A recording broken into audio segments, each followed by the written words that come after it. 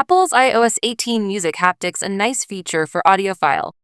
You guys, if you don't know what Music Haptics is and how to enable it, there are different ways to enable Music Haptics. Please watch my complete guide given above and in this video description. I've been using Music Haptics on my iPhone 15 Pro for a couple of months, so I'm giving you my review feedback. As an audiophile, I love listening to music. After the iOS 18 update, my screen time gradually increased for the Music app due to the all-new Music Haptics feature. At a glance, it seems that Music Haptics is a useless feature, but after daily use, it is absolute fire. It's been years since I was this excited to tinker with a feature.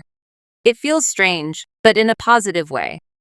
I can't quite articulate it, but it adds another layer of experience.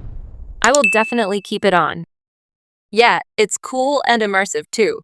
You can also be holding your phone up to your ear while the music plays, and it makes it feel way better than it does just in your hand. It's extreme. It's like the regular vibration haptics, but amped up a bit.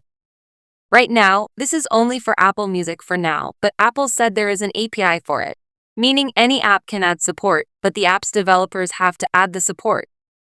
After letting a playlist run a bit, they seem to sync up and work more consistently. They're actually kinda sick now.